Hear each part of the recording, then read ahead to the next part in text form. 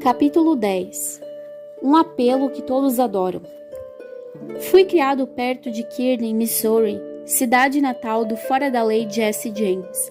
Certo dia visitei a fazenda de James, onde seu filho morava. A nora de Jesse James me contou histórias sobre como ele roubava trens e assaltava bancos e depois entregava o dinheiro para que os fazendeiros vizinhos pudessem pagar suas hipotecas. No fundo, Jesse James provavelmente se considerava um idealista, assim como os gangsters Dutch Schultz, Tio Gun Crowley e Al Capone. O fato é que todas as pessoas que você conhece têm grande consideração por si mesmas e gostam de imaginar que são boas e generosas. Em uma de suas análises, o banqueiro J. Pierpont Morgan comentou que as pessoas normalmente têm duas razões para fazer algo. Uma razão que parece ser boa e outra que é a real. A pessoa em si pensa no motivo real. Nem é preciso enfatizar isso. Mas como somos idealistas, todos nós gostamos de pensar nos motivos que parecem bons. Assim, para mudar as pessoas, apele para os motivos mais nobres.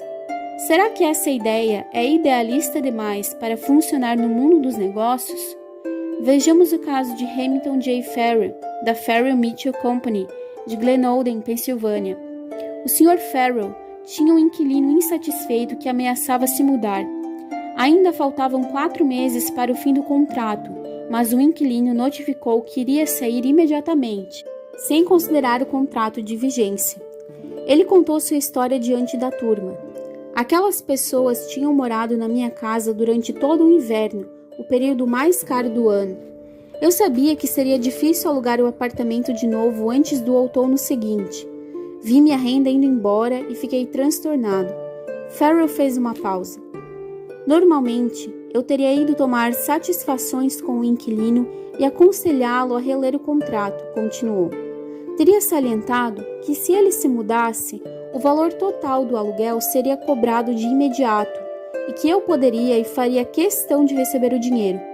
Mas em vez de perder a cabeça e fazer uma cena, decidi tentar uma tática diferente.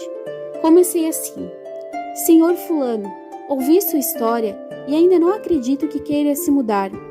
Todos esses anos no ramo dos aluguéis me ensinaram algumas coisas sobre a natureza humana e percebi de cara que o senhor é um homem de palavra. Na verdade, tenho tanta certeza disso que estou disposto a arriscar. Aqui está a minha proposta. Deixe sua decisão sobre a mesa por alguns dias e pense no assunto. Se me procurar de novo até o primeiro dia do mês que vem, quando vence o aluguel, e me disser que ainda pretende se mudar, garanto que aceitarei sua decisão sem discutir. Vou lhe dar o direito de se mudar e admitir para mim mesmo que cometi um erro de julgamento. Mas ainda acredito que o senhor é um homem de palavra e vai manter o contrato. Afinal, ou nós somos homens ou somos macacos, e geralmente nós mesmos escolhemos o que somos. Por fim, ele contou o desfecho do caso.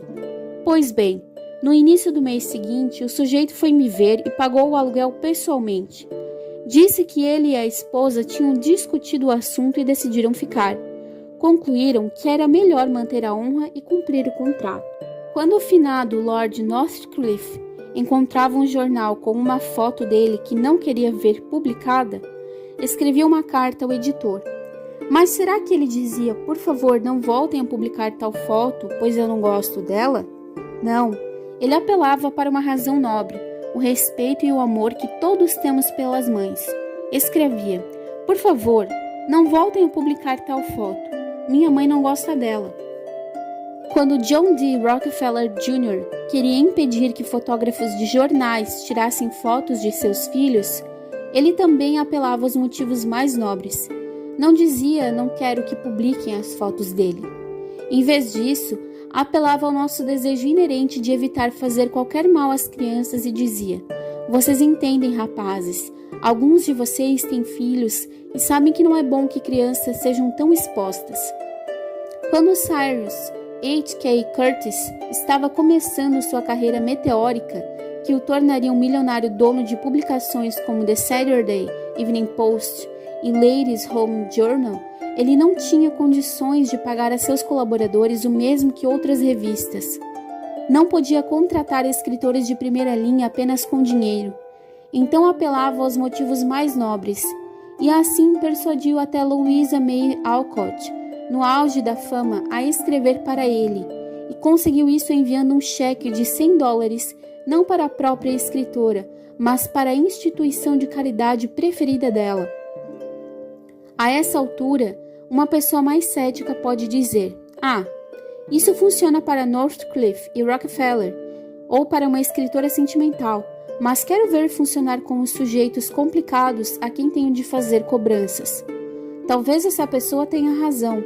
Não existe método infalível que funcione com todas as pessoas. Se você está satisfeito com os resultados atuais, por que mudar? Mas se não está satisfeito, por que não experimentar?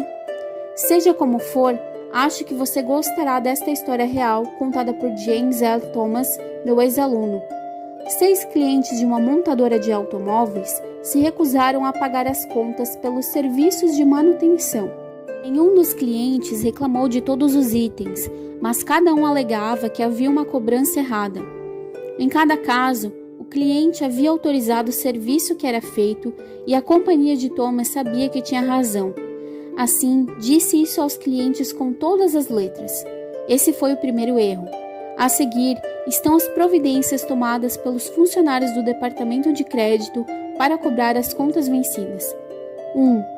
Telefonaram para cada cliente e disseram de forma ríspida que precisava pagar uma conta que estava vencida. 2. Deixaram claro que a empresa estava absolutamente certa, portanto o cliente estava absolutamente errado. 3. Declararam que a empresa sabia muito mais sobre automóveis do que o cliente, portanto, não havia motivo para discussão. 4. Resultado, eles discutiram. Você acredita que algum desses métodos convenceria o cliente a pagar a dívida? Essa é fácil de responder.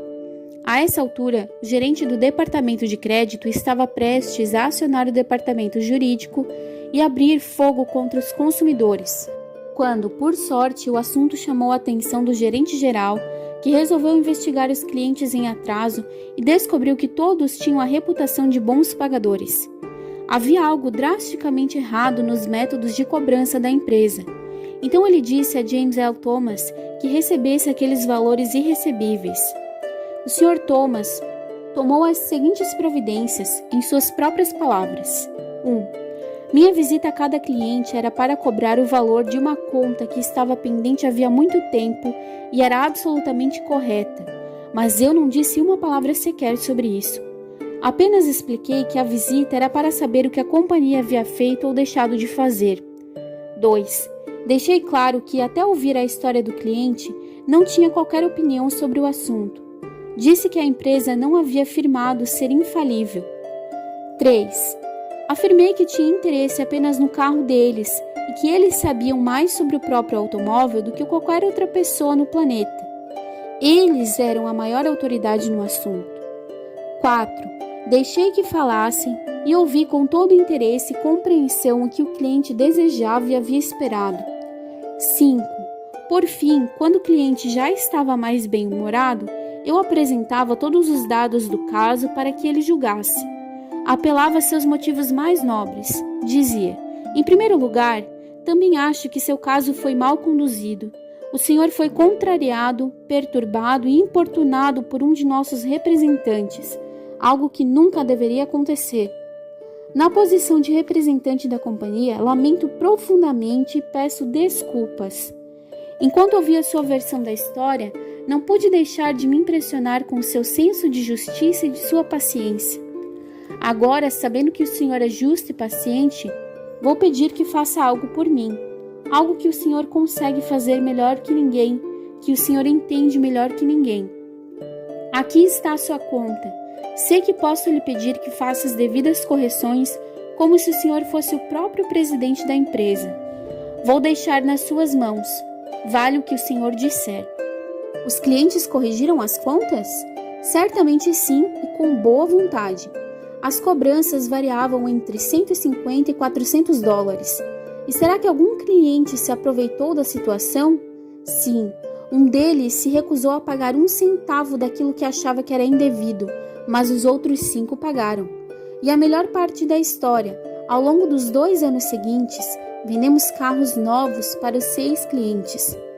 A experiência me ensinou que quando não é possível obter nenhuma informação sobre o cliente, a única maneira segura de agir é assumir que ele está sendo sincero, honesto, verdadeiro e deseja pagar o que deve assim que se convencer de que é o correto, disse o Sr. Thomas.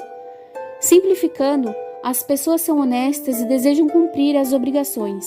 Existem poucas exceções à regra e estou convencido de que, na maioria dos casos, os indivíduos mais inclinados a cometer pequenas fraudes reagirão de forma positiva se você demonstrar que os considera honestos, direitos e justos. Princípio 10. Apele para motivos mais nobres.